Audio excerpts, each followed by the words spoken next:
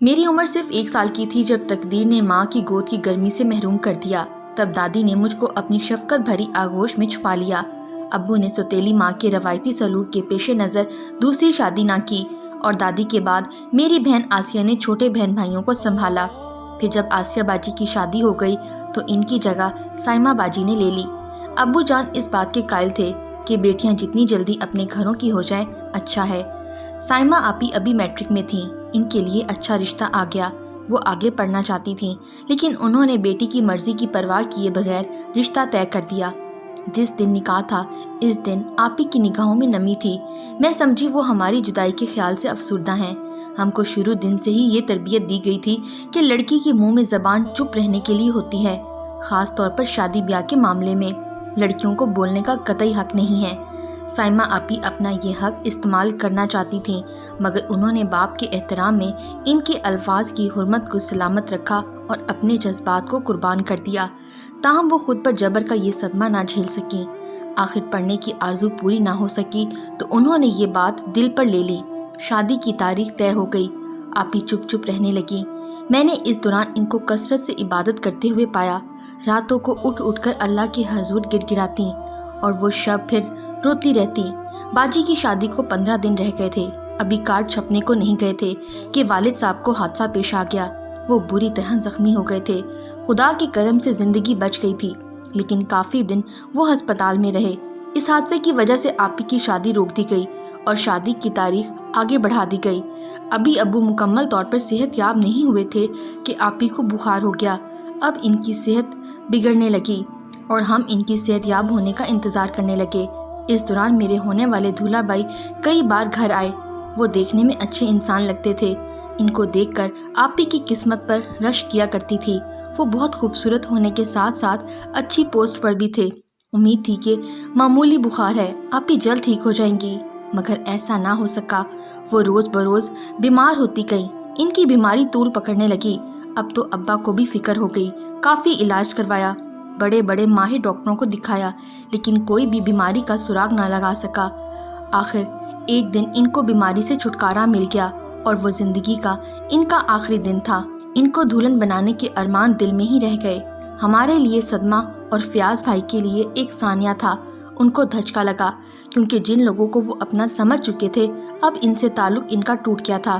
فیاض بھائی کو ہم سے اس قدر لگاؤ ہو چکا تھا کہ تعلق وہ توڑنا نہیں چاہتے تھے۔ اسی وجہ سے وہ آپی کی وفات کے بعد بھی ہمارے گھر آتے تھے۔ انہیں اداس دیکھتی تو دعا کرتی، اللہ کرے ان کو ان کی خوشیاں مل جائے۔ سچ ہے کہ کسی گھڑی دعا قبول ہو جاتی ہے۔ ایک دن وہ اپنے والدین کے ساتھ آئے اور ان لوگوں نے میرا ہاتھ مانگ لیا۔ ابو نے سوچنے کا کچھ وقت مانگا کہ وہ اچھے رشتے کو ہاتھ سے گنوانا نہیں چاہتے تھے۔ کچھ دن بعد وہ لوگ دوبارہ آئے۔ تب ابو جان نے کہا، میں پہلے بیٹے کی شادی کر کے بہو گھر لانا چاہتا ہوں کیونکہ نورین چلی گئی تو گھر خالی ہو جائے گا۔ انہوں نے شرط مان لی اور کہا، ہم انتظار کریں گے، بے شک آپ بیٹے کی شادی پہلے کر لیں، ہم بعد میں تاریخ لینے آ جائیں گے۔ بھائی ہم تینوں بہنوں سے چھوٹا تھا اور زیر تعلیم تھا۔ ادھر میں فیاض کو بہنوئی کی نظر سے دیکھتی تھی، لہٰذا اب ان سے شادی کے خیال سے پریشان تھی اور الجھن میں پڑ گئی تھی۔ تاہم ابو کے سامنے بولنے کی جرت مجھ میں بھی نہ تھی۔ وقت گزرنے لگا۔ 3 سال گزر گئے۔ فیاض کے والدین نے ابو سے درخواست کی کہ آپ نکاح کر دیں، رخصتی بے شک بعد میں ہو جائے گی، اس طرح ہم ایک پختہ یقین کے ساتھ آپ لوگوں کے ساتھ وابستہ رہیں گے۔ والد صاحب نے بھی ان کی بات کو معقول جانا اور میرا نکاح فیاض سے کروا دیا۔ اب میں اس شخص کے ساتھ نکاح کے بندھن میں بن چکی تھی جس کو میں پہلے ہونے والے بہنوئی کی نظر سے دیکھا کرتی تھی۔ خود کو ذہنی طور پر تیار کرتی کہ فیاض ہی جیون ساتھی ہوگا۔ الجھنوں میں الجھنے سے کیا حاصل، میرا بھائی بہت لائق ثابت ہوا۔ تعلیم مکمل کرنے پر اسے بیرون ملک اسکالرشپ مل گیا۔ والد صاحب کا خیال آیا فیاض کے والدین انتہا درجے کے شریف لوگ ہیں، انہوں نے کمال کا صبر کا مظاہرہ کیا تھا۔ سوچا علی پڑھنے جا رہا ہے، نہ جانے کب واپس آئے۔ اپنی بیٹی کو عرصہ دراز تک بٹھائے رکھنا درست نہیں، اب رخصتی کر دینی چاہیے۔ ابو نے ان لوگوں کو بلا کر رخصتی کی تاریخ دے دی۔ آخرکار میں دلہن بن کر فیاض کے گھر آ گئی۔ دل دھڑک رہا تھا، نہ جانے کیسے من فیاض کو قبول کرے گا، لیکن یہ مرحلہ بھی ان کی محبت بھرے سلوک سے طے ہو گیا اور ہم میاں بیوی کے بندھن میں بننے کے بعد ایک دوسرے سے محبت کرنے لگے۔ میرے ذہن میں مرحومہ بہن کی جو شبیہ چھپ گئی تھی، اسے میں نے حقیقت کی چادر سے ڈھانپ دیا اور شوہر کے ہمراہ خوش و خرم زندگی گزارنے لگی۔ ہمارے یہ سرشارے اور وہلانہ پیار ساس سسر کو پسند نہ آیا۔ وہ ہر وقت فیاض کو کہتے، بیٹا عورت ذات بے اعتبار ہوتی ہے، اس پر زیادہ خود کو وہلانے کی ضرورت نہیں، پاؤں کی جوتی سر پر نہیں، پاؤں میں ہی صحیح رہتی ہے۔ ان دنوں فیاض کا تبادلہ دوسرے شہر میں ہو گیا۔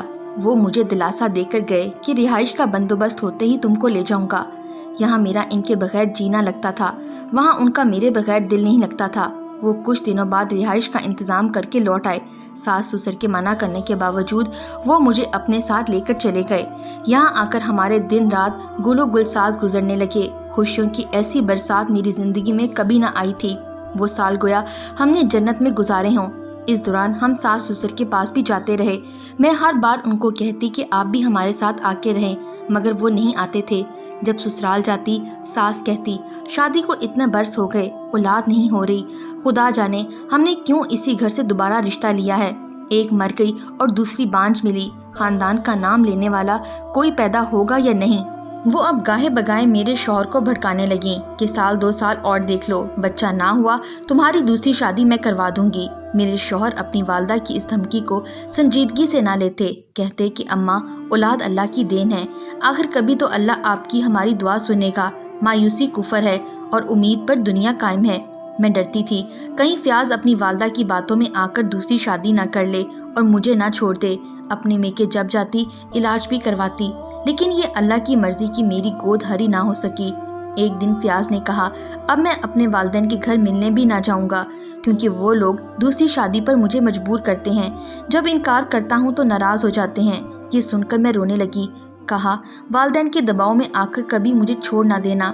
بولے، کیسی باتیں کرتی ہو، ایسا تو کبھی سوچنا بھی نہیں کہ میں تم کو چھوڑ سکتا ہوں۔ اپنی زندگی کو بھی کوئی چھوڑ سکتا ہے؟ دل کی دھڑکنیں کیا دل سے جدا ہو سکتی ہیں؟ تم آئندہ یہ بات کبھی ذہن میں نہ لانا۔ میں تمہارے سوا کسی اور کے ساتھ زندگی گزارنے کے بارے میں سوچ بھی نہیں سکتا۔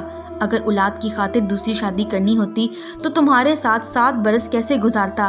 پہلے ہی نہ شادی کر لیتا۔ پھر فیاض کی تسلی سے مطمئن ہو گئی۔ شکر کرتی تھی کہ میرا شوہر مجھ سے مخلص ہے اور اب مجھے فکر کرنے کی کوئی ضرورت نہیں۔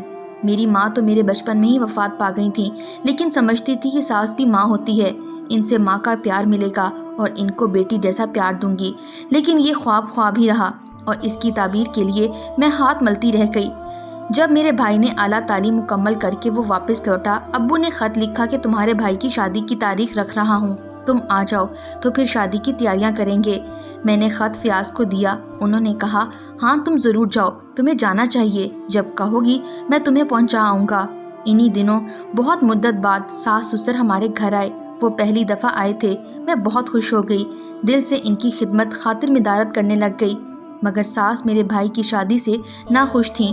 کہنے لگیں کہ ہم تو انتظار کر رہے تھے کہ تمہارے بھائی کا رشتہ ہمارے گھر آئے گا، یہاں تو معاملہ ہی الٹ گیا۔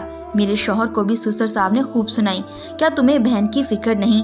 اب تم بیوی کے لیے بیٹھے ہو، اسے میکے پہنچا دوں۔ جس گھر میں ہماری بیٹی نہیں جا سکتی، اس گھر کی بیٹی بھی ہمارے گھر میں نہیں رہ سکتی۔ میں نے فیاض سے کہا، آپ کے اور میرے درمیان تو تکلف والی کوئی بات نہ تھی، آپ ہی بتا دیتے تو میں ابو سے بات کر لیتی، مگر اب کچھ نہیں ہو سکتا۔ وہ بولے، چھوڑو اب اس قصے کو، میں کیوں تم سے درخواست کرتا؟ تم کو بھی تو میری چھوٹی بہن نظر آ رہی تھی، تم نے خود کیوں نہ کی اس کی فکر؟ ان لوگوں کی باتیں سن کر میں پریشان ہو گئی۔ بھائی کی شادی کی خوشی گویا خاک میں مل گئی۔ مجھے افسردہ دیکھ کر فیاض بولے، تیاری کرو تاکہ تم کو تمہارے والد کے گھر چھوڑ آؤں۔ ان کا فون دفتر میں آیا، وہ شدت سے تمہارا انتظار کر رہے ہیں۔ میں نے کہا، آپ کے امی ابو آئے ہوئے ہیں اور وہ مدت بعد پہلی بار آئے ہیں، ان کو چھوڑ کے میں نہ جاؤں گی، ان کی خاطر تواضع کون کرے گا؟ جب سسر صاحب نے سنا تو بولے، نہیں تم جاؤ، کوئی بات نہیں، یہ خوشی کا موقع ہے، ہم کوئی غیر نہیں، مہمان نہیں، اپنے گھر میں آئے ہیں۔ بیٹے سے کہا، جا کر بہو کو اس کے والد کے گھر چھوڑاؤ۔ انہوں نے کچھ اس انداز میں بات کی کہ مجھے لگا کہ وہ دل سے کہہ رہے ہیں اور محبت سے کہہ رہے ہیں۔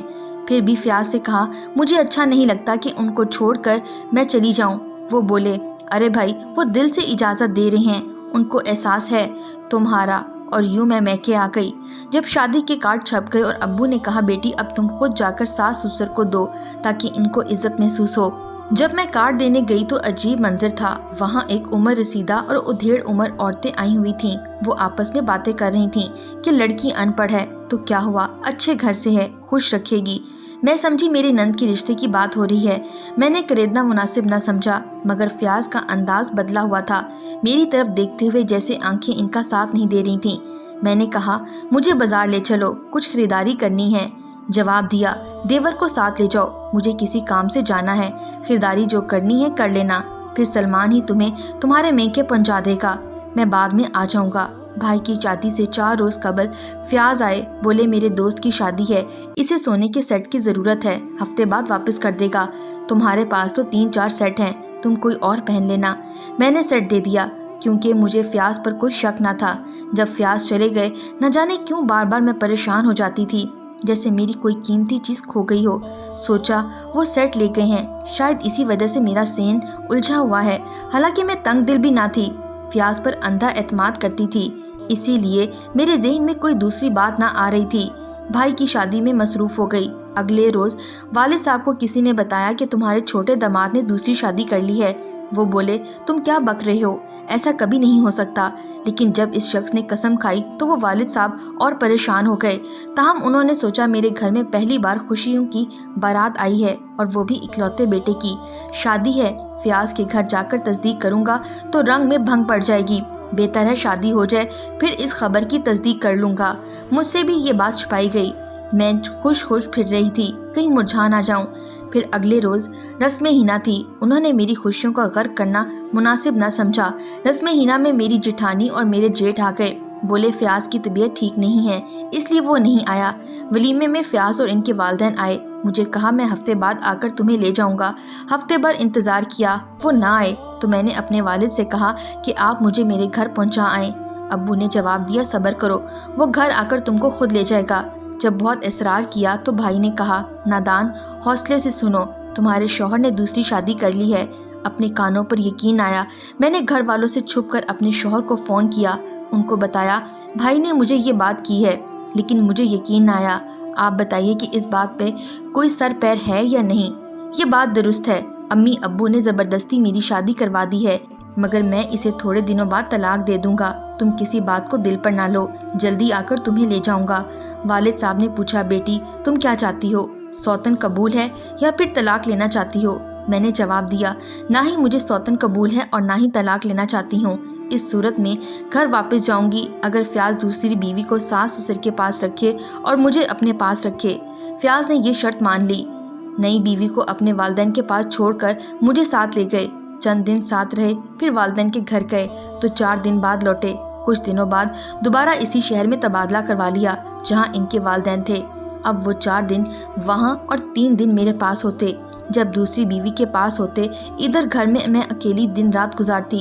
अब फयाज अकेले मेरे बिना रह रहे थे। ये एहसास नींदें मेरी हराम कर देता। अब्बू बीमार थे, मेके जाना पड़ा। फयाज बोले चंद दिन बाद आकर मैं ले जाऊंगा, फिर वो लेने ना आए। मैं इंतज़ार ही करती रही, यहाँ तक कि 1 साल बीत गया। वो एक बेटे के बाप बन गए, इनकी फैमिली मुकम्मल हो गई और वो इसी खुशी में मुझे भूल गए, मुझसे लाताल्लुक़ हो गए। लेकिन मैं उनको नहीं भूली। वालिद ये घर में तन्हा रहती हूँ। भाई और भाभी बैरून मुल्क जा चुके हैं। बड़ी बहन अपने घर बहुत खुश है और आबाद है। मैं आज भी इस फरेब में ज़िंदा हूँ कि वो मुझे लेने ज़रूर आएंगे। हालांकि लोग समझाते हैं फयाज की आस छोड़ दो, इसके 3 बच्चे जवान हैं। इस दिल का क्या करूँ जो 20 बरस गुजर चुके हैं, लेकिन फिर भी मेरी आस नहीं टूटती।